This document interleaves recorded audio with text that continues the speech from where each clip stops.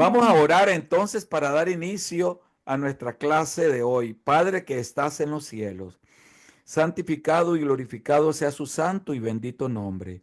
Señor, le damos toda la honra y toda la gloria por lo que usted ha hecho en nuestra vida.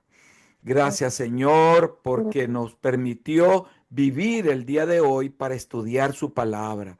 Es un privilegio y un honor estar en su presencia, Señor, para estudiar todo aquello, aquella sabiduría que usted nos reveló a nosotros, Señor, no siendo dignos. Le pido que bendiga a cada uno de los estudiantes que hoy están prestos y listos para aprender de su palabra. Le pido que les llene de sabiduría e inteligencia. Les pido, Señor, que pueda abrir nuestro entendimiento y que cada palabra que se diga sea grabada en nuestros corazones, Señor, y en nuestras mentes. Bendiga todo lo que hoy vamos a hacer en esta clase. Bendiga al Instituto Bíblico y a todos los estudiantes a nivel nacional del Instituto Bíblico y a nivel internacional. Señor Jesús, bendiga su obra en el mundo entero y a todos los siervos, Señor, que están listos, capacitándose para su reino. En el nombre de Cristo Jesús oramos. Amén y amén. Amén. Amén, hermanos. Bien, hermanos, vamos a ver un poco acerca de lo que es el libro de Génesis, primer libro del Pentateuco. En el libro de Génesis, el interés en el origen del hombre y del pecado concierne principalmente a la naturaleza de la relación entre el hombre y Dios, tanto en su comunión original como después en su posterior provocación y desobediencia a la voluntad de Dios. Vemos acá algo muy y sumamente importante, hermanos, porque nosotros al analizar el Génesis debemos de pensar cuál fue el propósito verdadero de Dios para con el hombre en la tierra. Un propósito que estaba definido desde antes de la fundación del mundo, desde antes de la eternidad o la eternidad, ya estaba el propósito de Dios para el hombre. Indudablemente que aunque nosotros podemos ver, cualquiera podrá decir que también hay un Dios que es injusto, pero porque derrama su ira sobre el pecado. Dios es intolerante del pecado, pero en realidad no es que sea injusto, sino que la ira de Dios se revela contra la injusticia. Eso es lo que pasa, que se revela contra la injusticia. Y su sabiduría, hermano, se revela a los hijos de Dios. Son dos campos diferentes. Uno es la manera como Dios se revela con el hombre, con su hijo, con sus hijos, a través de la sabiduría. En este caso, lo que hoy estamos haciendo es estudiar su palabra, es sabiduría. Y lo que nosotros y lo que Dios derrama o revela o se revela contra los hijos de desobediencia es su ira por su pecado, por su pecado. Siempre se considera a la primera relación como el ideal y meta de todos los futuros tratos de Dios con el hombre. Esto quiere decir también, amados estudiantes, de que Dios en su inmenso amor, indudablemente que ustedes dirán, pero Dios va a condenar a una gran parte de la humanidad y va a salvar a una pequeña parte de la humanidad. ¿Por qué? Porque nosotros podemos poner un ejemplo. En un árbol de manzanas, es verdad que el árbol está frondoso y están todas las manzanas, pero al cortar las manzanas, unas manzanas salen malas y otras manzanas salen buenas. Pero dentro de esas manzanas buenas, todavía se hace una recolección de manzanas, una clasificación de manzanas para escoger las mejores. Y entonces eso hace nuestro Dios con nosotros. Es verdad, la humanidad es un inmenso árbol lleno de muchas frutas que somos nosotros, ¿verdad? Esas frutas, pero de todas esas frutas, una parte inmensa sale mal, otra parte sale medio buena y otra parte es la que sale mejor. Esa que sale mejor es la que Dios ha escogido para su gloria. Y esa escogencia la hace por medio de su sangre preciosa que limpia de todo pecado a todos aquellos que vienen arrepentidos a Él. Entonces, amados hermanos, el arrepentimiento tiene una condición que tiene que ser genuino. Si no es genuino, indudablemente no puede ser escogida esa persona como una fruta mejor de las mejores. Muy bien, las misericordias divinas se han extendido a todos los seres humanos para que esas relaciones positivas puedan restablecerse mediante la actividad salvadora de nuestro Dios, establecida en un pacto. Indudablemente que nuestro amoroso y amado Dios y tierno Dios, Él ha permitido, ¿verdad?, que se dé esta creación del hombre con el propósito de que el hombre pueda entrar a un arrepentimiento. Pero nosotros sabemos que a todos los que el Señor ha llamado, no todos son escogidos, ¿verdad? Sino que son pocos los escogidos, con el propósito de que haga una iglesia, un pueblo para él, que él le llama su cuerpo y él se denomina la cabeza, con el propósito de que un día, hermanos, nosotros podamos estar a su lado sirviendo en un gobierno eterno, ¿verdad? Junto a Él.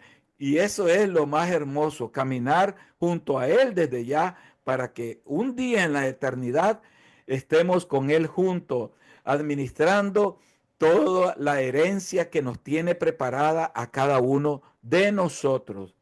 Desde el punto de vista teológico, el contenido de Génesis, amados estudiantes, es inflexiblemente monoteísta, o sea, que es un solo Dios, su creencia es en un solo Dios, ¿verdad? El paganismo no está discutido o rechazado abiertamente, es mayormente en Génesis ignorado.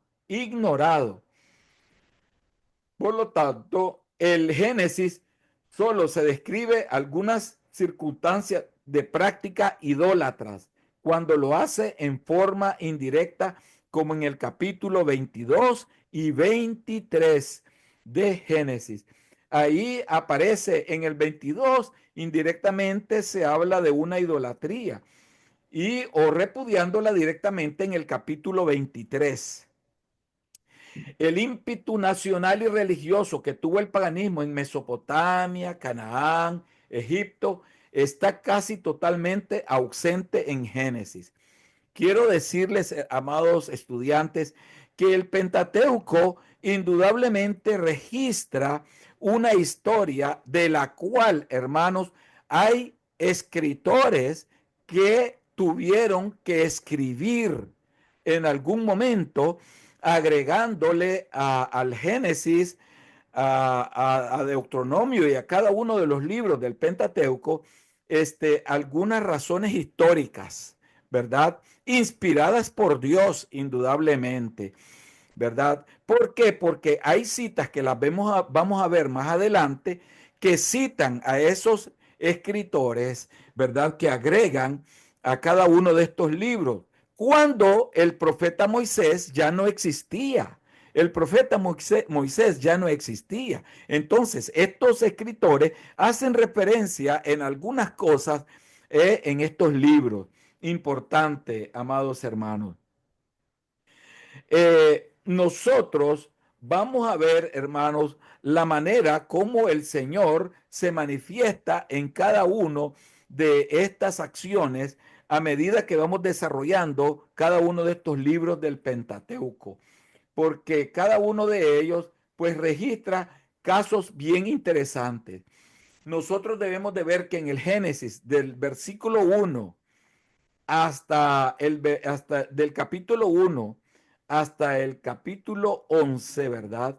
Vemos una crisis individual de decadencia colectiva.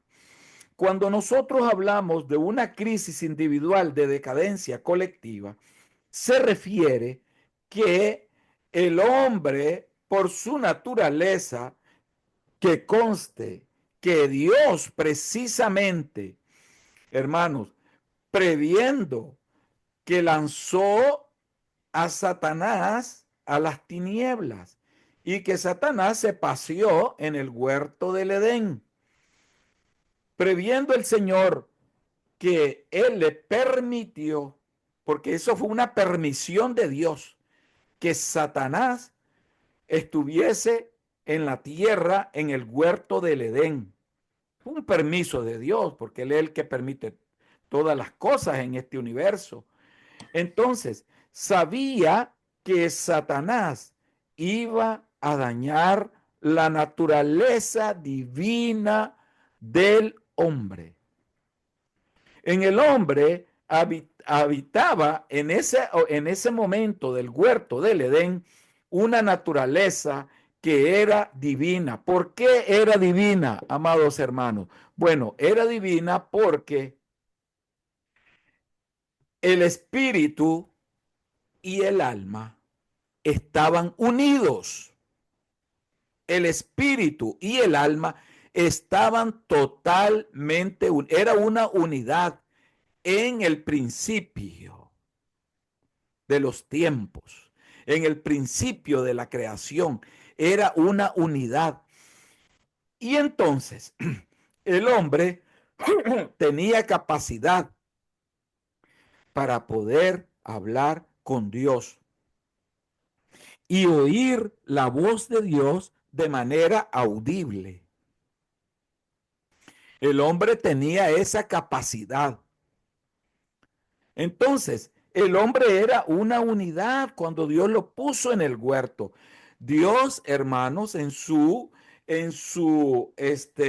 deidad, ya dijimos que la deidad de Dios es la omnisciencia, la omnipotencia y la omnipresencia y su autosuficiencia. ¿Qué quiere decir esto, amados estudiantes? De que Dios sabía que el enemigo, Dios sabía que el enemigo, Dios sabía que el enemigo iba de una u otra forma a dañar la vida del hombre, su interioridad, su hombre espiritual, el hombre espiritual que él había formado interiormente de manera perfecta, interiormente. Yo no estoy hablando del exterior del hombre, sino que estoy hablando del interior del hombre, lo que había en Adán y Eva, en su interior. El hombre estaba unido en su alma y su espíritu. ¿Qué quiere decir esto? Que la mente, la voluntad y los pensamientos, igual que la conciencia, la inconsciencia y la subconsciencia, estaban relacionadas entre sí como un todo. Eso significaba que en ningún momento el alma podía intervenir o interferir en el espíritu y el espíritu en la conciencia, en el alma. Era una sola unidad, una sola unidad. Y a esa sola unidad Dios le llamó Neshama o aliento de vida, el espíritu. Así le llamó. ¿Por qué razón? Porque él necesitaba estar en una unidad espiritual, tanto él con el hombre, para poderse relacionar con él, para poderse relacionar con él. En otras palabras, lo creó perfecto, lo creó perfecto. en su hombre interior, lo creó perfecto. Pero debido al pecado que cometió Adán y Eva, ¿verdad? De desobediencia, entonces el hombre, hermanos, sufrió una división espiritual. Sufrió una división espiritual. Esa división espiritual se separó el alma del cuerpo. Perdón, se separó el alma del espíritu. El alma del espíritu. Hubo un rompimiento del alma con el espíritu. Y ese rompimiento, indudablemente, hermanos, trajo consigo y como consecuencia, ¿verdad? El castigo, la reprensión de parte de nuestro Dios con el hombre y la pérdida de poderse comunicar con Dios de manera audible, ¿verdad? De manera audible. Entonces, indudablemente que las consecuencias de esa separación del alma con el cuerpo fue muy, muy dura. ¿Saben por qué? Porque esa alma, cuando nosotros partamos de este mundo, esa alma se queda en esta tierra, hermanos. Y lo que parte solamente va a ser el espíritu, porque el alma se degeneró. El alma está constituida por la mente, la voluntad y las emociones. Entonces, a los cielos no puede subir ni la voluntad, ni la mente, ni las emociones. Solamente puede subir, hermano, la conciencia, porque Dios la requiere a la hora de que vaya a juzgar nuestras obras. Va a ser juzgada nuestra conciencia, nuestro espíritu. Entonces, nosotros vamos a analizar algunos versículos desde el punto de vista hermenéutico. Ya lo vamos a hacer pronto, pero mientras tanto, vamos a seguir hablando acerca del Creador en acción en Génesis 1 y 2, 3, donde se ve la creación de nuestro Dios y que ya hicimos un análisis del primer versículo del capítulo 1 de Génesis, ¿verdad? Cómo nuestro Creador está en acción. El Creador en relación con la criatura. Está en Génesis 2, capítulo 2, versículo 4 y Génesis 3, versículo 24.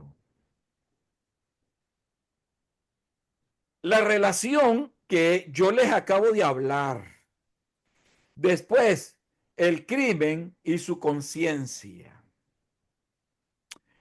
El crimen, ya lo dijimos que fue, hermano, el pecado cometido, el delito, ¿verdad? Donde llegó el enemigo, Satanás, a dañar. Es por esa razón que Dios tiene, miren, lo que yo les voy a decir, podemos analizarlo. Es por eso que Dios tiene un amor, lo voy a traducir así, no un compromiso con el hombre, porque Dios no tiene por qué estar comprometido con el hombre. Es el amor de Dios, de que al ver, hermanos, que en el cielo se dio la primera sala del pecado y los ángeles junto con Luzbel traicionaron a Dios, pecaron contra él. Dios los desechó, una creación inmensa de Dios, de la cual la hizo con amor, pero que fue traicionada. Entonces, Dios crea al hombre, lo crea con un propósito, como resultado de encontrar, ¿verdad? Un reto, no un reto llamaría yo, sino de tener un encuentro de ese hombre con las fuerzas del mal, demostrar que en nosotros puede haber un poder que puede enfrentar a ese mal. Dios humilla a Satanás concediendo poder al hombre para que el hombre pueda machacarle la cabeza a Satanás por medio del Espíritu Santo y por medio de la santidad espiritual que habita en el hombre, ¿verdad? El hombre con el Espíritu Santo conforman ahora una unidad. Esa unidad se le llama iglesia, el cuerpo de Cristo. Y la iglesia, hermanos, esconde un poder. Se le ha delegado más bien un poder. Ese poder se lo ha delegado Cristo a la iglesia, Dios a la iglesia. ¿Con qué objetivo? Con el objetivo de que pueda enfrentar la guerra contra el mal. Entonces, eso es una humillación para Satanás, hermanos. Dios nos ha dado un enorme privilegio como hombres en esta tierra. Dios nos ha dado un enorme privilegio como hombres espirituales, hijos de Dios. Nos ha dado algo que, hermanos, los ángeles ansían tenerlo. Nosotros tenemos la capacidad, el poder para enfrentar las fuerzas malignas, hermanos. No importa si son legiones, podemos enfrentarlas. Eso es una de las bendiciones que Dios nos ha dado, un poder. Ese poder es para humillar a Satanás. Dios nos puso en esta tierra para su gloria. Cada vez que nosotros vencemos el pecado, indudablemente, hermanos, vencemos, hermanos, a Satanás. Y el Señor se glorifica en nosotros porque estamos demostrándole que somos sus hijos, llenos de poder, dignos de Él. Entonces, eso es hablando acerca, ¿verdad?, de lo que Dios ha hecho y la razón por la cual nos hizo a nosotros y nos puso en esta tierra, hermano. Nos puso en esta tierra con un enorme propósito. Pero solamente de toda esa gran de ese gran número inmenso de hombres en esta tierra a través de los siglos, Dios solamente le ha dado el privilegio a los escogidos, a nadie más, solo a sus escogidos, a nadie más. Entonces, vamos a ver la expansión desde un nuevo comienzo que aparece en Génesis 4, 25 y Génesis 6, 8. Expansión desde un nuevo comienzo. Cómo el Señor, hermanos, pudo realizar una obra maravillosa de la cual se comienza, óigalo bien, aquí hay una diferencia. Ya nosotros no podemos llamar eternidad a la creación, porque la creación ya tiene tiempo. Comienza desde el año 1, del día 1. El día 1 que Dios comenzó a crear al hombre y así sucesivamente, ¿verdad? Entonces comenzó una nueva expansión en la tierra con el hombre, pero vino la corrupción universal y sus consecuencias. Génesis 6, 9 y 11, 26. La corrupción universal y sus consecuencias. Muy bien, vamos a hablar nosotros un poco acerca de los círculos del contexto literario. ¿Por qué? Porque al analizar estos textos bíblicos que yo les he dado y otros más, vamos a ver el verdadero significado de lo que Dios nos ha querido decir en el Pentateuco. ¿Cuál es el verdadero significado? Entonces, vamos a ver un versículo sacado de su contexto. Es un arma muy peligrosa. Un versículo sacado de su contexto es un arma muy peligrosa. En realidad, un versículo citado fuera de su contexto es tan engañoso, es tan engañoso que el mismo Satanás lo probó aún con el Hijo de Dios. Y ustedes dirán, ¿cómo es posible que el mismo Satanás cita las escrituras y saca de un contexto, pero lo maneja a su manera para querer engañar al mismo Dios, al Creador? Vamos a abrir nuestras Biblias en el libro de Mateo, capítulo 4, versículos 5 y 6. Aquí se registra lo siguiente, ¿verdad? Todos abriendo el libro de Mateo, capítulo 4, del 5 al 6. Vamos a entrar en la profundidad de la palabra de Dios a través del círculo del contexto literario. Vamos a entrar a la sabiduría que Dios permite dar para llegar a comprender los versículos de una manera altamente poderosa. Vamos a ver, quiero por favor que me lo lea en este momento, Mateos 4, del 5 al 6, uno de nuestros hermanos. Voy a pedir a mi hermana Maribel Rosales que abra pantalla y por favor nos lea, si en el nombre del Padre, del Hijo y del Espíritu Santo, este versículo con el cual vamos a iniciar nuestro análisis. Mateos capítulo 4, 5 y 6. Amén. Vamos a leer en el nombre del Padre, del Hijo y su Santo Espíritu. Y dice el 5. Entonces el diablo le llevó a la santa ciudad y le puso sobre el pináculo del templo. El 6. Y le dijo, si eres hijo de Dios, échate abajo, porque escrito está, a sus ángeles mandará acerca de ti. Y en sus manos te sostendrán para que no tropieces con Perdón. tu pie en piedra. Sí, Sí. disculpe, muy lindo, está bien. Gracias, hermana Maribel. De nada. Entonces, ahora viene el análisis. ¿Dónde está aquí el contexto que Satanás hizo referencia? ¿Dónde está? Bueno, entonces el diablo lo llevó a la santa ciudad y le puso sobre el pináculo del templo, o sea, lo llevó arriba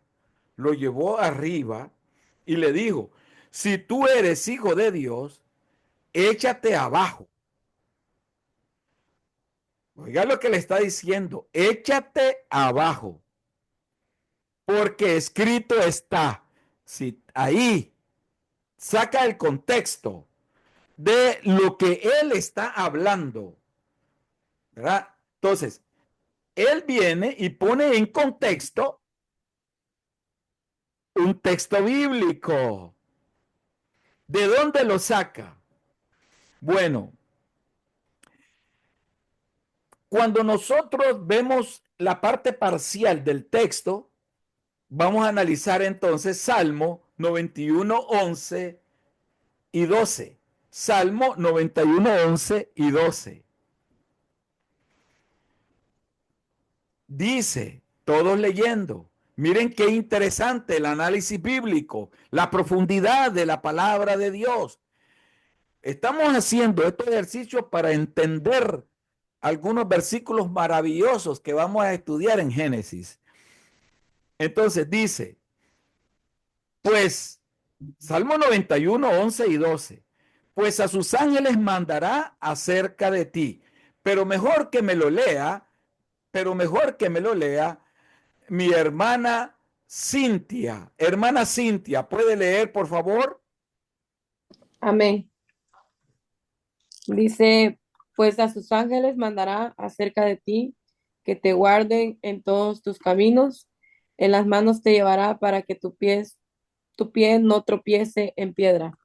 Ah, vean ustedes, Satanás citando a la Biblia. Oh, pero qué sinvergüenza. Citando la misma palabra, con la misma palabra de Dios, le quiere dar al Señor, a él, en su espíritu. Y el Señor se queda observándolo. Me cita a mí esa palabra, sabiendo que engañosamente lo está manejando. Evidentemente, hermanos, que saltar de ese edificio tan alto, ¿verdad? Como era el templo, ¿verdad? Sin ninguna clase de apoyo, no es algo que caracteriza la conducta cristiana. Así que, hermanos, Satanás, Lucifer, torció aquí el texto del Salmo 91. Lo torció. Lo torció. ¿Eso qué quiere decir? Nos da como ejemplo de que nosotros, hermanos, tenemos que tener cuidado en la manera como vamos a usar el contexto. El contexto. Ya les voy a poner la gráfica para que le tomen foto. La palabra de Dios nos dice en otro ejemplo, es la espada del espíritu y más cortante que toda espada de dos filos. Efesios 6:17, Hebreos 4:12. Pero cuando a un texto se le saca de su contexto, puede convertirse en espada de Satanás. Pedro advierte que aquellos que tuercen las escrituras para su propia perdición, segunda de Pedro 3:16. Segunda de Pedro 3:16. Nosotros tenemos que tener mucho cuidado en la manera como vamos a analizar el texto y traer a referencia un contexto de el texto. Es altamente delicado. No debe de ser hecho eso, hermanos, a la ligera. Tiene que haber, hermanos, sabiduría de parte del Espíritu Santo. En el capítulo que nosotros vamos a ver, hermano, vamos a ver la interpretación en su contexto. Entonces, la palabra de Dios será un arma útil y no una espada del espíritu incorrecto. Abramos nuestras Biblias en el libro de Génesis. Al abrir nuestras Biblias en el libro de Génesis, busquemos donde Dios forma al hombre. Dios forma al hombre. Y entonces nosotros vamos a buscar la parte donde está la creación del hombre. En el versículo 1:27, y creó Dios al hombre a su imagen. A imagen de Dios lo creó, varón y hombre los creó. Pero vamos a hablar donde él le dice, y le dio aliento de vida. Y voy a pedir que me lo lea hermano Ulises. Hermano Ulises, ¿puede leer por favor 2:7 de Génesis? Si no está hermano Ulises. Amén. Amén. Ahora sí, léalo, hermano. Entonces Jehová Dios formó al hombre del polvo de la tierra y sopló en su nariz aliento de vida y fue el hombre un ser viviente. Ahí, todo el mundo enfocado en Génesis 2:7. Todo el mundo enfocado en Génesis 2:7. Léanlo detenidamente. Léanlo detenidamente. Léanlo detenidamente.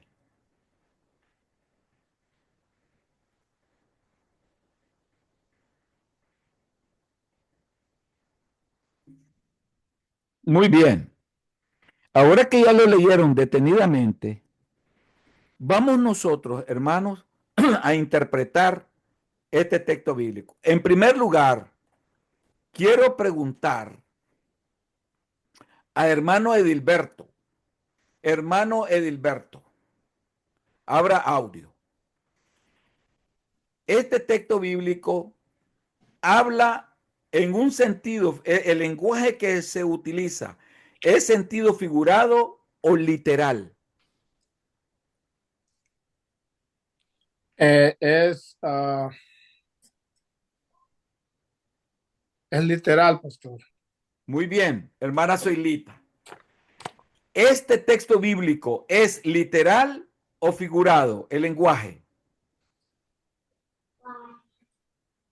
Literal, pastor. Literal. Hermana Criselis, ¿es literal o figurado? Sentido figurado, creo que Yo pienso que es literal, pastor. Muy bien, muy bien. Voy a hacer otra consulta. Hermano Elías, ¿es literal o figurado?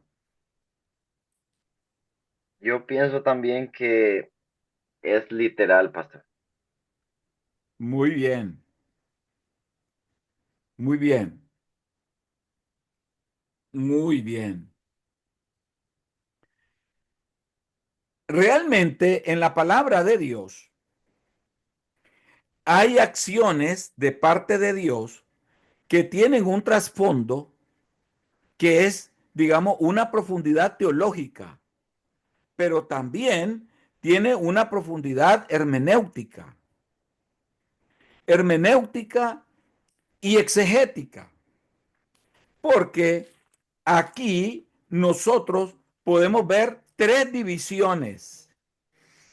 inmensas divisiones, y esas tres inmensas divisiones están sustentadas, hermano, en la creación del hombre. Esas tres inmensas divisiones están sustentadas en la creación del hombre. ¿Cuál es la primera? Entonces Jehová Dios formó al hombre del polvo de la tierra. Uno. Miren lo que está sucediendo. Formó al hombre del polvo de la tierra. Dos. Y sopló en su nariz aliento de vida. Dos. Tres. Y fue el hombre un ser viviente. Tres grandes divisiones en la creación del hombre. Vamos a ver ahora aquí lo que nos dice, esto nos dice el texto, pero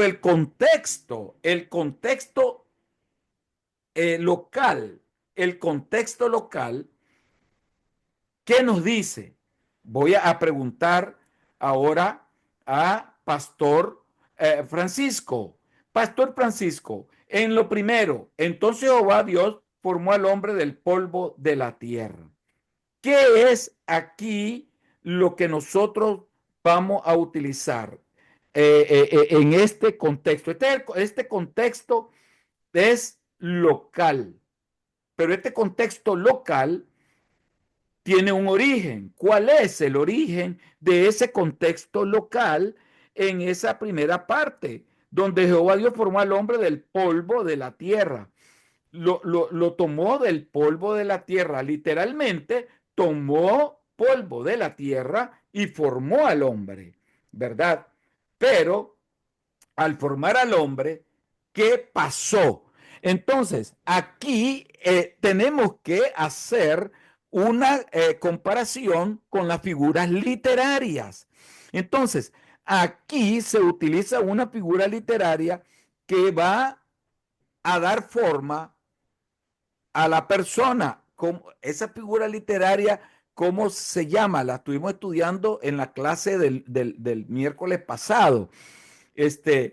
Yo podría preguntar para ayudarlo. Vamos a hacer en estudio combinado. Hermano Jorge, ¿cómo se le llamaría a esa figura literaria y después, hermano, me hace el análisis del contexto, el pastor Francisco, me va a hacer el análisis del contexto local, pero vamos a trabajar unidos este texto, esta interpretación. Hermano Jorge, ¿cuál figura literaria le pondría usted ahí?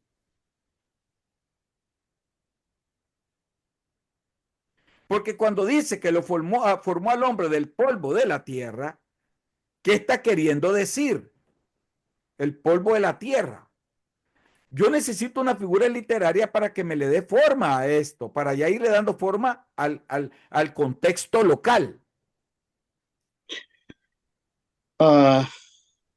Pastor, yo creo que lo que más se ha asemeja es el antropomorfismo.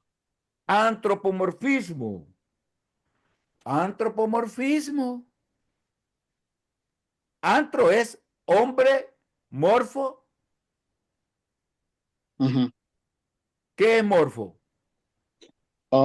Es una forma, una clase especial de metáfora en la que se compara a Dios con la forma humana, porque él Que dice se compara a Dios con la forma humana.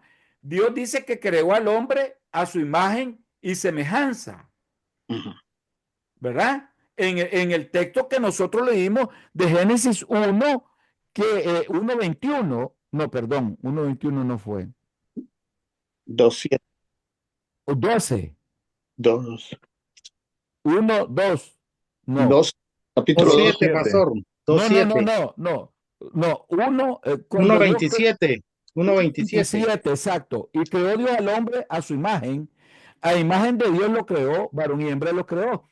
Exactamente, ahí está creando una forma de su imagen. Entonces, el antropomorfismo es una figura literaria que trata de darle forma a algo que toma forma semejante a Dios, en la cual Dios se semeja. Entonces, aquí el antropomorfismo va ligado a donde menciona que Jehová Dios formó al hombre del polvo de la tierra. Pero el contexto, el análisis del contexto local está en analizar lo que es el polvo de la tierra. Pero el polvo de la tierra, ¿cuál sería? El hermano hizo bien en decirme con relación al contexto que está fuera del texto. El contexto fuera del texto, ok, está perfecto, pero ahora vamos al contexto local. El contexto local, ¿qué cosa es?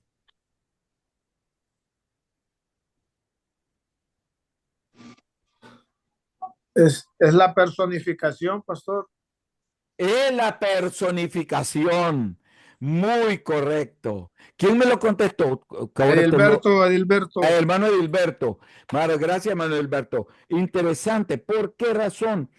Porque aquí ya el polvo de la tierra toma forma y la forma que toma es de un hombre, ¿verdad? De un hombre. Dios lo lleva a un hombre, el polvo de la tierra. Nosotros, cuando nosotros decimos, nosotros somos polvo de la tierra, estamos hablando en un sentido metafórico, pero a la vez, hermanos, de personificación, una figura literaria, la cual se combina acá, ¿verdad? Cuando decimos que nosotros somos polvo.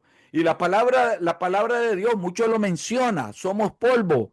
Entonces, aquí se utiliza la personificación y el antropomorfismo. Se utilizan dos figuras literarias de las cuales vamos a hacer uso para la interpretación correcta y no equivocarnos, porque si nosotros la interpretamos de manera empírica, sin conocer las figuras literarias, entonces nos podemos equivocar. Nos podemos equivocar. ¿Por qué? Porque realmente aquí Dios, el polvo de la tierra, está personificando ¿a quién? Al hombre. El hombre que está formándose. El hombre. El hombre. Pero ese hombre está hecho a la imagen de quién, de acuerdo a 1:27, que es el contexto fuera del texto. Toda persona, hermanos, tiene un contexto social, hablándolo, ¿verdad? Para una definición mejor y entendimiento. Si una persona vive solo para sí misma, no va a entender el verdadero sentido de la vida. Por ejemplo, hermano, uno debe de preocuparse por sus padres que vinieron antes de uno, ¿verdad? Por su esposa y sus hijos, por sus amigos que lo rodean, por sus nietos que le seguirán. Cuando una persona discierne su contexto social, ese es mi contexto social. Entonces, su vida tiene un verdadero sentido. Lo entendimos ese ejemplo. Cuando analizo mi vida, cuando yo analizo mi vida y veo que tengo a mis padres que me dieron una enseñanza, una crianza, una educación, tengo a mi esposa, tengo a mis hijos, tengo a mis nietos, y veo lo importante de esta familia, entonces mi vida tiene un verdadero sentido. Entonces, ahí yo estoy haciendo un discernimiento de mi contexto social. ¿Cuál es mi contexto social? Mi familia. Ese es mi contexto social. De igual modo, debemos discernir el contexto literario de un versículo de las Escrituras. Entonces, debemos de prestar atención a los versículos que vienen antes y a los que vienen después. Entonces, podemos encontrar un verdadero significado de un versículo. Un estudiante que pasa por alto su contexto social no entenderá el sentido de la vida. Ahora sí nos estamos entendiendo, hermanos. Y los que pasen por alto el contexto literario de un versículo no entenderán lo que este significa. Ve qué interesante.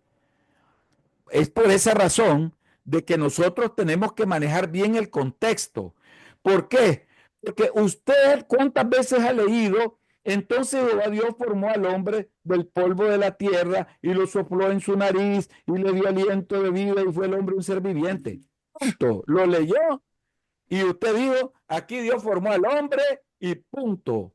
Pero el significado de la formación del hombre, hermano, no es algo común. Lo que Dios hace tiene un sentido, tiene un contexto. Amén. Seguro. No es así nomás.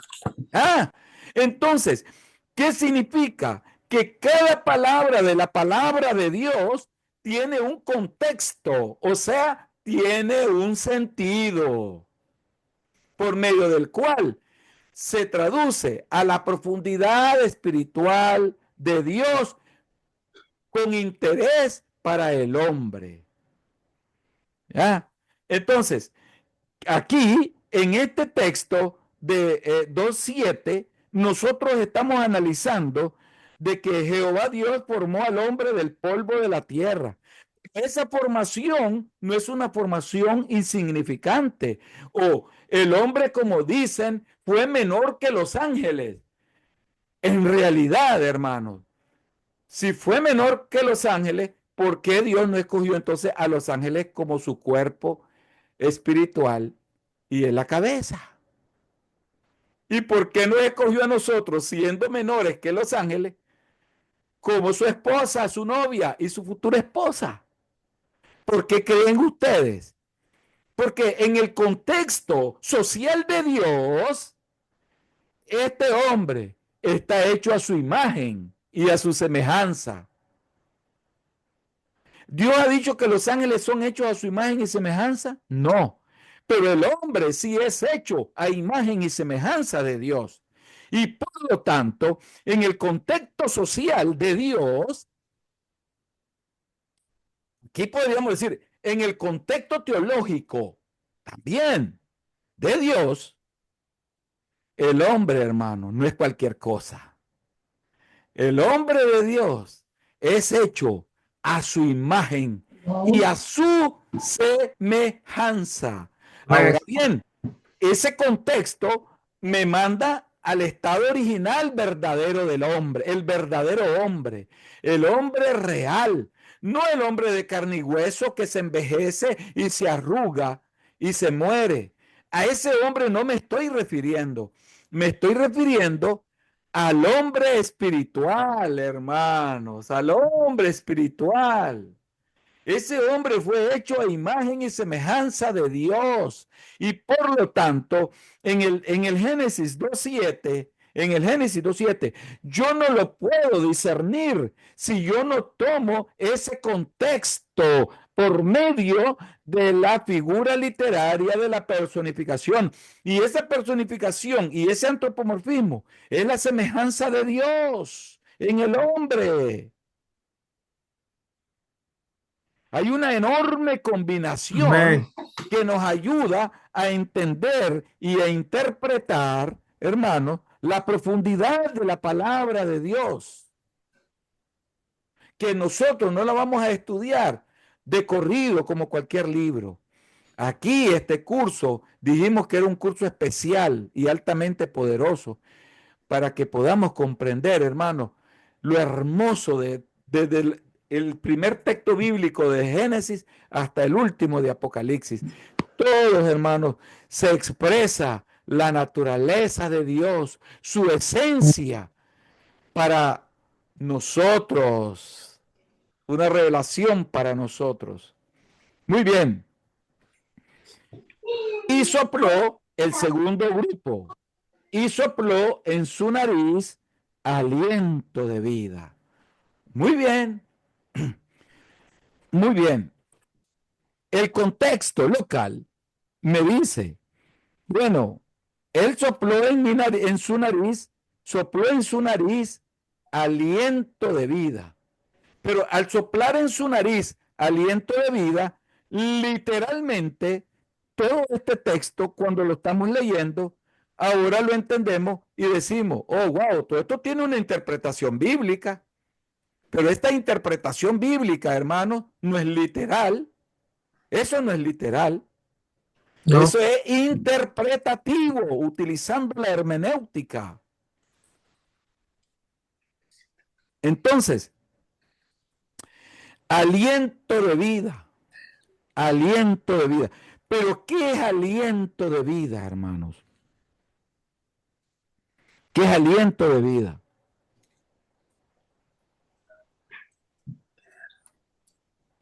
Es el espíritu que Dios nos da, pastor. Amén, amén. Pero ese aliento de vida va más profundo, va más allá que lo que nosotros estamos diciendo ahorita. Es el espíritu que Dios nos da. Pero es que este espíritu que Dios está dando aquí, hermano, no es un espíritu común y corriente, hermano.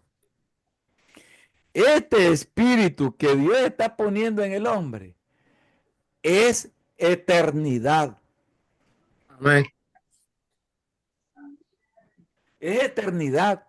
En otras palabras, Dios nos hizo con eternidad. Busquen el texto bíblico rápidamente donde dice Dios puso eternidad en nuestro corazón. Ya vamos a ver dónde está.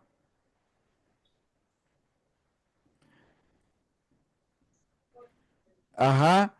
Vamos a ver nosotros la palabra de nuestro. Hablemos en Eclesiastés 3:11, todos buscando Eclesiastés 3:11. Miren, a esto se le llama contexto. Pero, ¿qué es lo que nos va a ayudar aquí a manejar este contexto? ¿Qué? Las figuras literarias nuevamente. Aliento de vida. Ahora, aliento de vida toma forma. ¿Forma de qué?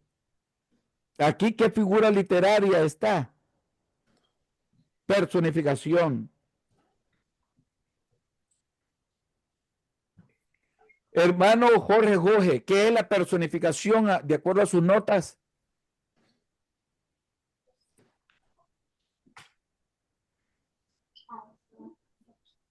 Tiene que abrir audio. Comparar cosas con una persona atribuyéndole cualidades o acciones personales. Muy bien. Una acción o una idea se compara con una persona. Ahí está. Él le dice, sopló en su nariz y le dio aliento de vida. Aliento de vida. Pero el Señor ahí está personificando algo. ¿Qué es la personificación que está haciendo ahí el Señor? Lo está Está dándole una comparación con algo que va a tomar vida. Veámoslo si es verdad. Eclesiastés 3:11, por favor. Léalo, por favor, hermana Lidia. Amén, pastor. Sí. Todo lo hizo hermoso en su tiempo y ha puesto eternidad en el corazón de ellos, sin que alcance el hombre a entender la obra que ha hecho Dios desde el principio hasta el fin. Y se equivoca el predicador en lo que está diciendo. No se está equivocando. Pero estas cosas Dios las reveló solamente a quienes. A sus hijos. A sus hijos. A sus hijos. Lo oculto lo sacó a la luz a sus hijos. Entonces, dice que puso eternidad en el corazón del hombre. Pero el corazón del hombre es ese que dibujamos, ese corazón rojo. ¿Será ese el corazón que puso eternidad el Señor? ¿Mm? En el espíritu. Eternidad. A ver, vamos a analizarlo. El corazón aquí, ¿qué es? El espíritu, dijo hermano Edilberto, y tiene razón. Es el espíritu. Entonces, Dios puso eternidad en el espíritu. Al poner eternidad, entonces, aquí lo que me está diciendo en Génesis 2:7 es lo siguiente. Y sopló en su nariz, ¿qué cosa? Aliento de vida. Aliento de vida. Pero el aliento de vida, hermanos, sopló en su nariz eternidad. Traduciéndolo. Sopló en su nariz y Dios le dio al hombre eternidad. Pero ustedes dirán, pues nosotros vamos a ser eternos. Ese era el propósito de Dios en la creación humana, que el hombre fuera eterno, ¿verdad? Siempre. Pero el hombre pecó e interiormente sufrió el rompimiento que yo les expliqué para que podamos entender ahora esto que les estoy diciendo. Entonces, esa eternidad que Dios puso en el hombre, ¿con qué propósito fue?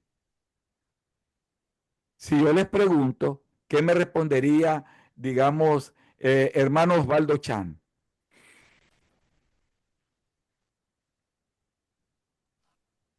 Con el propósito de adorarle. ¿Con el propósito de qué? Adorarle. Adorarle, dice. Miren qué interesante. Miren qué interesante. Dios puso eternidad en el corazón del hombre con un propósito. Adorarle es verdad, es cierto. Pero, ¿será que todos los hombres le adoran? No. No. ¿Será que todos los hombres van a pasar Ahora aquí voy. Esta eternidad que Dios puso trajo consigo un propósito. Y el propósito es la salvación del hombre. Está inmersa en esa eternidad.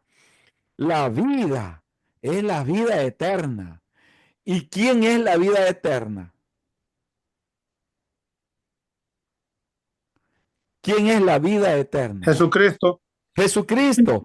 Entonces, Dios estaba preparando al hombre para que este hombre un día le aceptara y obtuviera la vida eterna.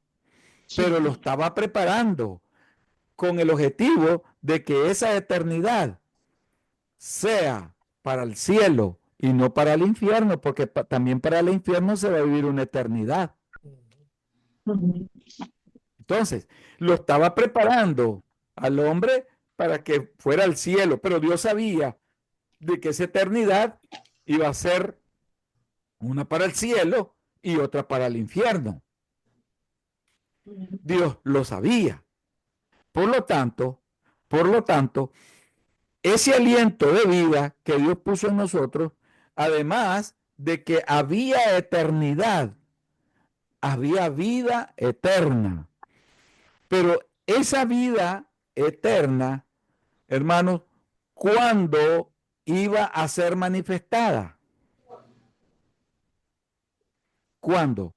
El mismo día que el Señor le puso el soplo, el aliento de vida en la nariz, cuando le dio vida, cuando le puso eternidad. ¿Cuándo fue que realmente esa eternidad, hermanos? Porque la verdadera eternidad que Dios puso en el hombre era una eternidad de salvación, de felicidad. Pero al pecar el hombre, esa eternidad fue de muerte. Amén. ¿Ve la diferencia, hermanos? Que nosotros decimos, bueno, yo leí ese texto bíblico, pero la profundidad que hay detrás de esos textos bíblicos, en ese texto bíblico, es inmensa, es profunda. Esa eternidad, esa eternidad, esa eternidad, el hombre la atrofió cuando pecó. Amén.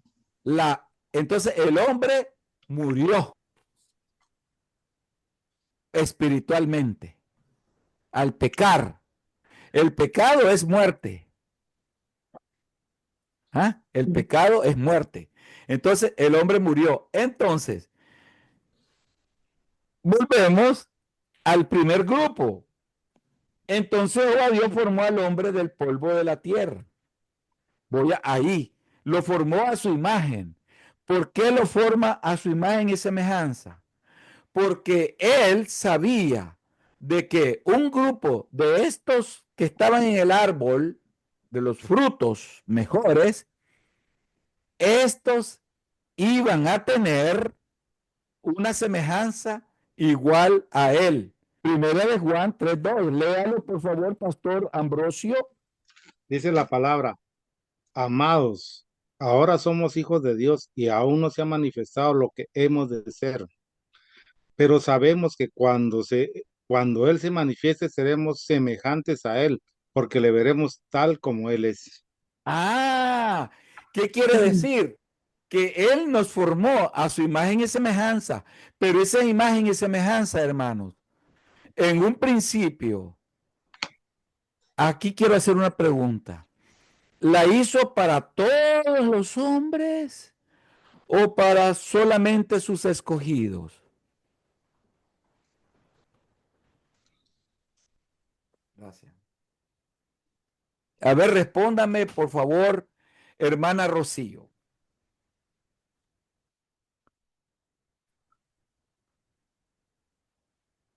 Si la eternidad se hizo para todos los hombres, pastor. La pregunta es, ese contexto está definido para todos los hombres o solamente para sus escogidos? Es para sus escogidos solamente, pastor. ¿Ves? A ver, está bien, hermana Rocío. Hermana Vilma, ¿usted está de acuerdo en esta respuesta de hermana Rocío? Amén, pastor. Es Amén. para sus escogidos. Estaba analizando, perdón, decía, Ujú. ajá, Bien. perdón, pastor. ¿Sí va a decir algo, hermana? Sí, estaba de acuerdo porque analicé la segunda parte donde decía todo lo que hemos de ser, pero sabemos que cuando Él se manifieste seremos semejantes a Él. O sea, esa segunda parte, cuando Él se manifieste, o sea, somos sus escogidos. Él se manifiesta en sus Amén. escogidos. Ajá. Entonces, ¿qué significa? Que el Señor, cuando estaba formando al hombre, vayámonos hasta la creación y miremos con nuestros ojos espirituales la creación y veamos a Dios formando al hombre. Cuando Dios forma al hombre, Dios estaba diciéndole, te doy mi eternidad, te voy a hacer semejante a mí, porque un día, esa semejanza la vas a necesitar para poderme ver a mí, la vas a necesitar.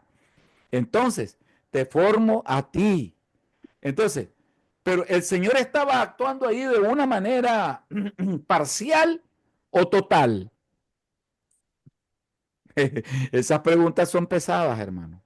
Total, pastor, era Total, para toda total. la humanidad, era para Ah, toda la creación. pero si hace poco me acaba de responder hermana Rocío de que era solo para sus escogidos y ahora me dice que es para toda la humanidad. Pero es Hermana diferente, Vilma dice, amén.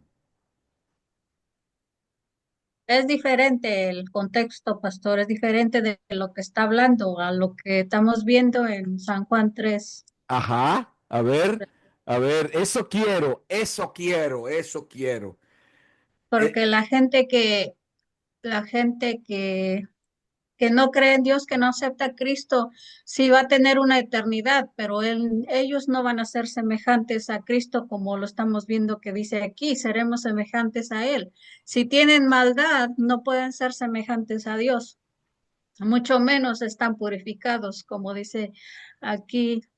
Y todo aquel que tiene esta esperanza en Él se purifica a sí mismo como Él es puro. Y la gente malvada pues, no es puro, ni es santo, ni va a tener aquí voy. ninguna semejanza. La purificación de que habla el texto tiene un contexto, porque yo no puedo leer de corrido eso. Yo tengo que llevarlo pausado. ¿Por qué razón? Porque dice que se purifica a sí mismo, pero yo soy autosuficiente para purificarme a mí mismo. El único que me puede purificar es la sangre de Cristo. La sangre, pero aquí voy. ¿Cuándo es que yo me purifico a mí mismo? Cuando en mí habita Cristo. Cuando Cristo habita en mí, como decía Pablo, ya no vivo yo, sino que Cristo vive en mí. En otras palabras, si Jesucristo no mora en ese hombre, el cual fue formado en el huerto del Edén, en la creación, ese hombre fue formado ahí. A ver, ese hombre del cual yo me refiero, ¿fue formado en el huerto del Edén o fue creado en otro tiempo? A ver, que me la conteste esta pregunta, her- hermana Pastor Tony. Entonces, el hombre al cual se refiere, hermana Rocío habla de un hombre y hace un buen análisis, hermana Rocío. Hace un buen análisis. Ese hombre es el hombre espiritual de Dios, pero ese hombre espiritual de Dios fue creado en el huerto del Edén o fue creado después.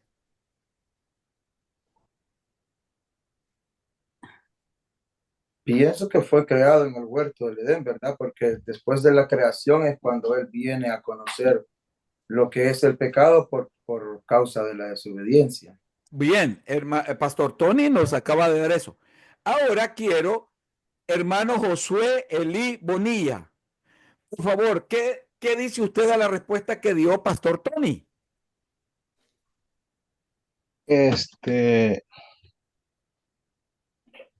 En el libro de la primera de Juan, capítulo 3, ya no está hablando del hombre que nació en el Edén, sino que está hablando del nuevo nacimiento que ya es en Cristo Jesús. Amén. Amén, amén, amén. Quiero felicitar a hermano Josué Elí por su hijo. Muy lindo, toca la batería. Él estuvo Amén. tocando la batería ya en el Teen Day y muy lindo, la tocó profesionalmente. Gracias a Dios. Y él Gloria a tocando Dios. el piano. Muy bueno ese ministerio. Gloria a Dios, pues. Bendiciones al hermano Josué Elí. Amén, amén. Muy buena respuesta la que contestó hermano Josué Lee. La respuesta que dio hermano el pastor Tony está relacionada con la creación del hombre solamente. Dios creó al hombre total. O sea, la totalidad de los hombres ahí fue manifestado. Dios le dio a todos un aliento, un espíritu, ¿verdad? Pero la semejanza, ser semejante a él, el hombre la distorsionó, como yo dije, en el huerto del Edén cuando pecó, desobedeció. El pecado desfiguró, trastornó, quitó esa bendición, ¿verdad? Eterna. Entonces, Dios lo sabía. Por lo tanto, Dios preparó a un grupo de sus hijos. Apocalipsis 1:1, busquen por favor. Pastor, tengo una pregunta. Sí. Yo quiero saber la pregunta que hizo sobre dónde formó Dios al hombre. La Biblia no lo dice, solamente dice, estoy buscando yo, pero no sé si usted sabe. Dice Génesis 2:8, dice, Jehová Dios plantó un huerto en Edén, al oriente, dice, y puso ahí al hombre que había formado. Entonces, ¿dónde lo formó? Dios formó al hombre en la tierra y lo puso en el huerto. Eso es lo que sabemos, ¿verdad? Eso es lo que sabemos, que Dios formó al hombre en la tierra y lo puso en el huerto. No lo pudo haber creado en el espacio, porque en el espacio no hay tierra. En el cielo no hay tierra. Solo en la tierra hay tierra. Bien, hermanos. El apóstol Pablo si falta, todavía no hemos terminado este análisis hermenéutico, hermano. Y Pastor. su tercera parte. Sí, a ver, hermano, habrá audio. Sí, solo una Después, pregunta hermano Osvaldo. sobre la creación, ¿verdad? Sí. En ese tiempo, pues bueno, fue a Caín después de Caín y Abel, ¿no? Después de que Caín salió, pues el Señor lo sacó más para allá, dijo aquel, ¿verdad? Porque Caín, después de que hizo lo que hizo, pues el Señor lo sacó y dice que lo mandó a una tierra de Nod, ¿verdad? Sí. Pero antes de eso, o sea, en ese mismo hilo, ¿a quién le temía Caín cuando le dijo a Dios, pues, que no lo dejara solo, porque si no, alguien lo podía matar a él también? Claro, recordemos, hermanos, que ya había reproducción, hermano. Había reproducción. Recuerden que la Biblia no separa los siglos, los tiempos. Como no los separa, entonces estamos hablando, generaciones equivale a tiempos. Cuando se menciona la palabra generaciones, equivale a tiempos.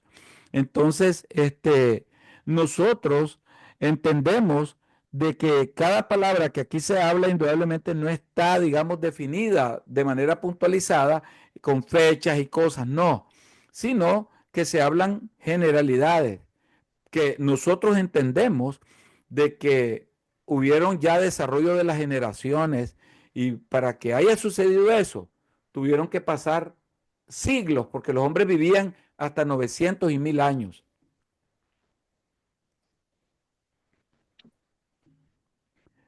Hermano Osvaldo Chan.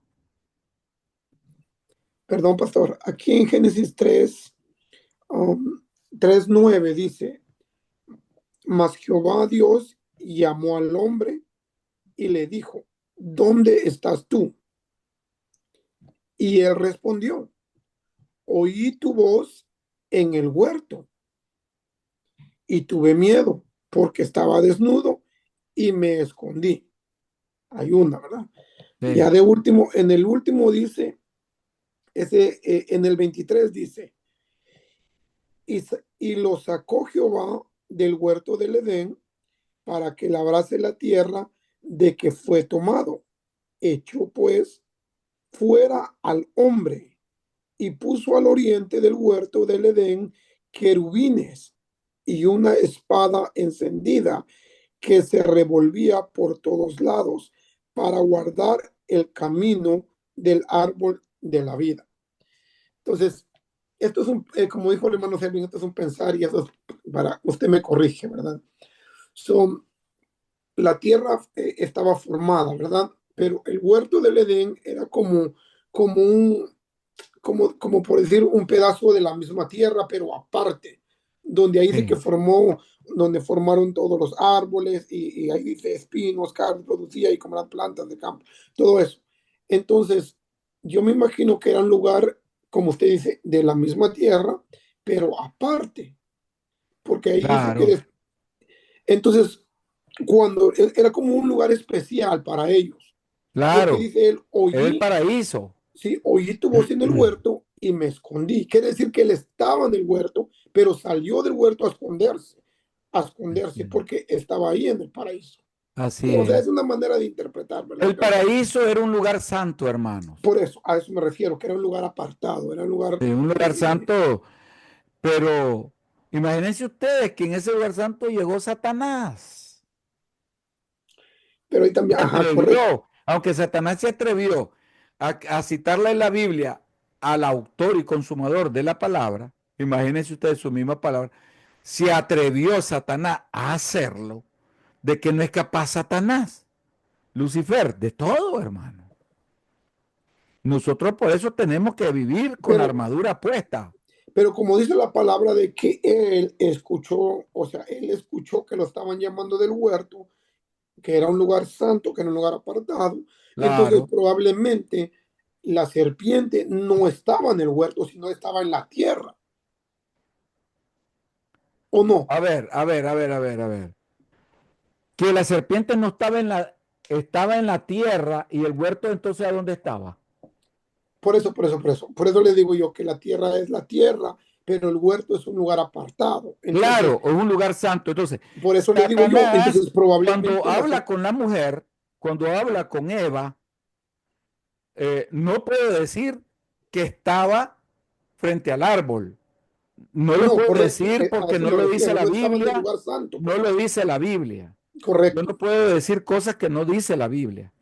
Ajá, Lo no le único que podemos añadir. sabemos que Satanás habló con la mujer. Ah, con que tal vez andaba por algún lugar, en algún lugar que no era el huerto. Entonces, y ahí se le encontró y le comenzó a hablar con ella como dos personas ahí tranquilas. Comenzó a hablar y ahí tuvo esa conversación, pues. Pero ahí está el ejemplo que cuando salimos de la presencia de Dios somos más extensos a que el Y enemigo nos aprovecha utilice. Satanás. Ahí Correcto, ahí donde está. porque Satanás no va a entrar al lugar santo, aunque Satanás entra a la iglesia, hermano, al templo. ¿Cómo entró al Edén? ¿Cómo Bueno, entró al huerto? O sea, Es que, Satanás es el por ejemplo, el primerito hermano, que llega al templo. por eso el huerto era un pedazo, ¿verdad? En la tierra, porque, por ejemplo, Sí. cuando Caín salió, dice que él se fue al oriente del Edén. Sí. O sea, que había un pedazo ahí específico, Eso era podemos especial, decir. eso era algo especial y es especial para Dios y ese huerto va a volver a ser restaurado en el milenio. Eso lo vamos a ver el sábado.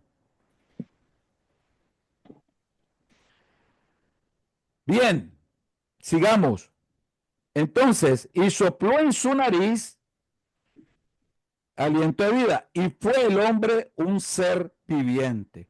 Fue el hombre un ser viviente, tercera parte del texto bíblico. Cuando dice que fue el hombre un ser viviente, analicemos el contexto local. El contexto local es está en un ser. Miren que no tomo toda la palabra, solo tomo un ser. Ahí está el contexto. Local, sí. Pero si yo me quiero ir al contexto fuera del texto, ¿cuál escogería? Ya sabemos la figura que aquí se utiliza, ¿verdad? La personificación se utiliza. Fue el hombre un ser viviente. Cuando dice un ser, ¿a qué se refiere? Porque nosotros hemos hablado tanto, ¿verdad? Aquí hoy en este texto bíblico, solo un texto bíblico, hermano. Nos hemos llevado todas las 2 horas. Entonces, un ser. ¿Qué es el ser? ¿Qué es el ser para ustedes? ¿Qué es el ser? Yo creo que para mí el ser es cuerpo, alma y espíritu. Muy bien, muy bien. Ahora preguntemos a hermana Lucy. ¿Está hermana Lucy ahí? Preguntemos a hermana Marisela. Pastora Marisela. ¿Qué es un ser? Un ser es como una persona, pastor, alguien. Un ser, dijo hermana Marisela, es como una persona. Muy bien. Hermano Eric, ¿qué es para usted un ser?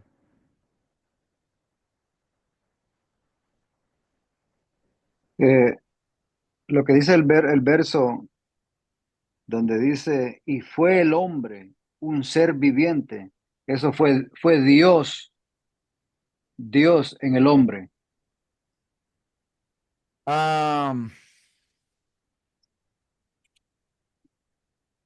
Hermano Marcos. Amén. Hermano Marcos. Ya era el hombre hecho con vida, pastor. Bien.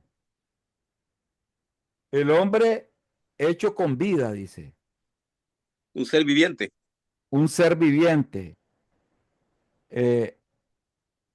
Entonces, aquí, alma equivale a ser. Un ser almático. Pero esta alma no equivale a espíritu, sino a la palabra griega suché. Suché en griego significa alma. Alma, persona. Entonces, hay un pasaje bíblico en Primera de Pedro donde dice, y Pedro les predicó como a 3,000 almas. Se convirtieron como 3,000 almas. 3,000 personas. Como 3,000 personas. Hermana Marisela, pastora Marisela tiene razón. Ella dijo persona. Es así, es correcto. Persona. Aquí un ser. Pero ese ser tomó, no me refiero, oiga bien, no me refiero a la persona solamente como tal, sino que me refiero a la persona que se compone de mente, voluntad y emociones. Me refiero a esa persona, a la mente, a la voluntad y las emociones. Esa persona, hermanos, es el ser. Se le dio el ser para que fuera una persona. Entonces,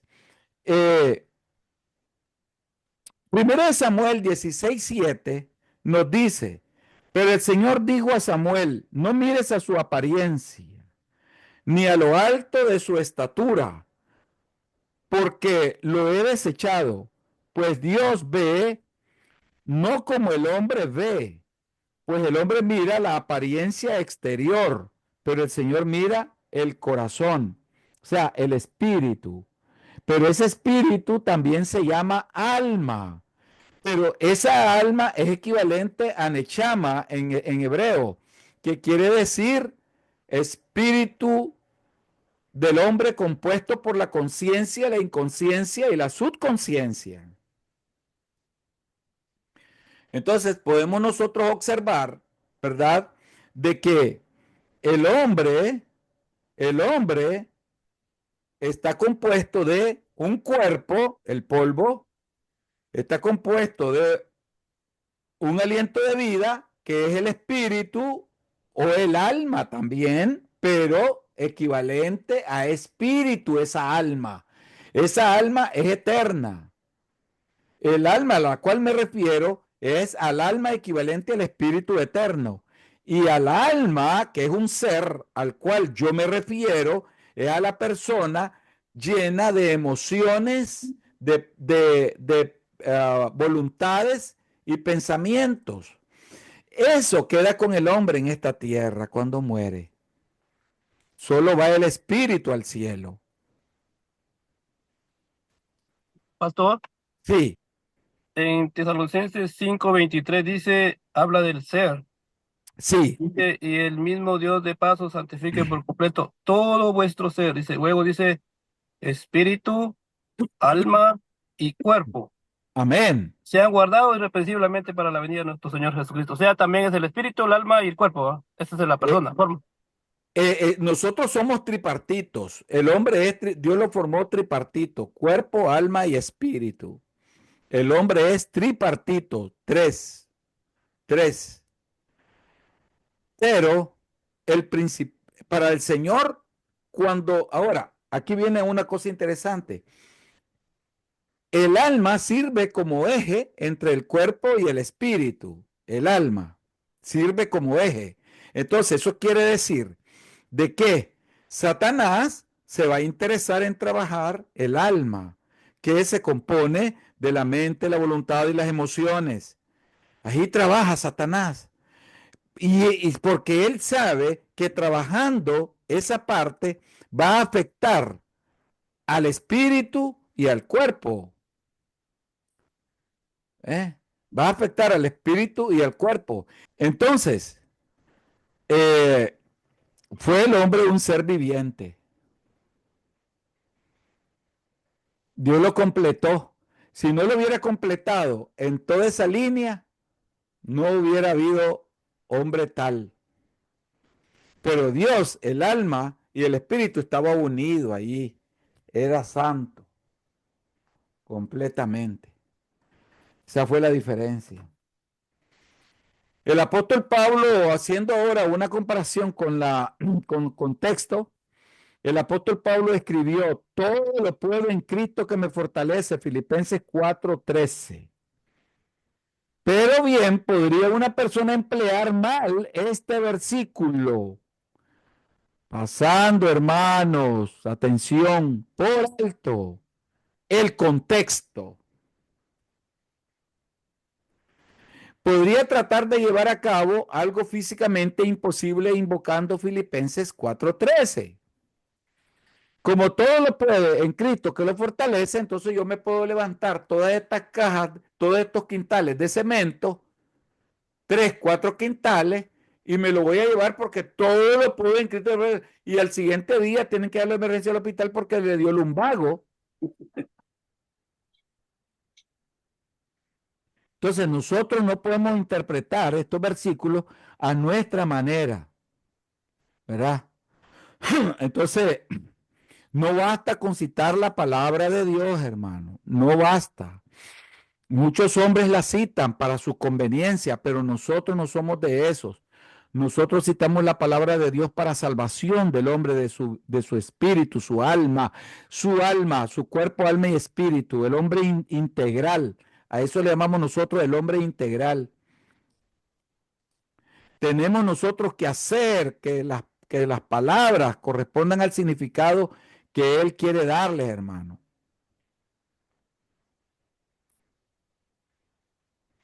Usted puede leer de corrido la Biblia, pero se equivoca. Tiene que leerla con ciencia, con sabiduría. Hay un ejemplo, dice cierta vez un niño le preguntó a su padre, ¿cuántas patas tiene una vaca si cuentas la cola como una pata? El padre sonrió y le dijo, una vaca tiene 4 patas. Los que cuentan la cola como pata cometen un error.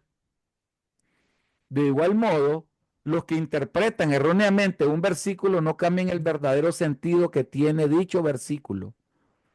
Este tiene un solo significado, aun cuando algunos digan que significa algo más. Entonces, Génesis 2:7 dice, entonces Jehová Dios formó al hombre del polvo de la tierra y le sopló en su nariz aliento de vida y fue el hombre un ser viviente. Eso es lo que él dice, hermano. Pero ya la interpretación, ya nosotros ya la estudiamos y ya vimos qué cosa era cada una de estas cosas, hermano.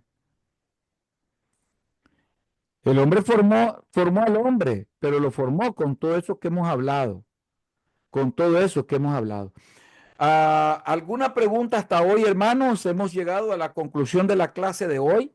Pastor, Sí, pero yo, ¿verdad que, bueno, pienso, ¿no? A la hora de que se va a analizar un verso, es importante poder analizar eh, el relato completo para tener una idea o un concepto de a qué está ligado el verso que se va a analizar para no dirigirlo de una manera inadecuada. inadecuada, ¿verdad?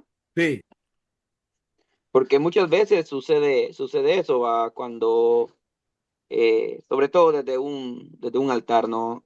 Se toma un verso bíblico, se lee y se lanza por donde venga, ¿no? Y, y el énfasis de todo lo que se dijo está lejos de la cita bíblica así es correcto. Esto fue solo una pequeña introducción de lo que vamos a estudiar del contexto, hermano, porque la próxima semana vamos a interpretar un texto en el círculo de su contexto. Vamos a utilizar la gráfica. Otra Entonces, cosa, otra sí, pregunta, ¿no? Yo no estuve en la clase anterior, sí, y según pues estuve, bueno, estaba sabido de que se iba a hablar de hermenéutica y de exégesis, ¿no? sí, Ahora, estamos bueno, hablando. sí, pero a la hora, ya en un contexto, en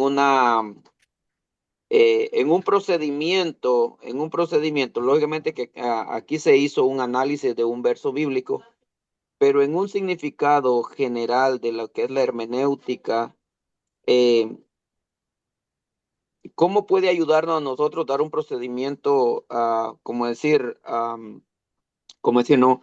La hermenéutica está basada y sabemos que es el estudio de la palabra del Señor, ¿verdad?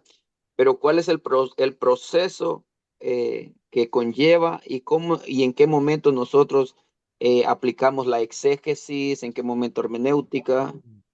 Eso lo vamos a ir viendo a lo largo de todo este curso. Todo eso lo vamos a ir viendo. Pastor Otoniel nos despide en palabras de oración. Amén. Oramos al Amén. Señor. Padre, en el nombre de Jesús, gracias te damos, Señor, por este tiempo de enseñanza, Señor. Oramos, Dios mío, para que sea usted, mi Dios, ayudándonos a retener, Dios mío, en nuestra mente, en nuestro corazón, lo que hoy hemos estudiado, Señor, a través de tu palabra. Profundas son tus palabras, Señor, para nuestras vidas, de tal manera que nos limpian, Señor, y nos ayudan, Señor, a ser mejores cada día, Señor. Gracias por la vida del pastor Wilmar.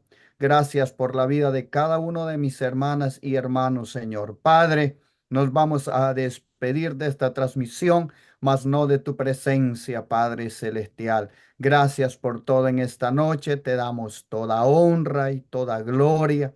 Te alabamos, te bendecimos, Señor, porque tú eres bueno y porque para siempre es tu misericordia. En el nombre de Jesús.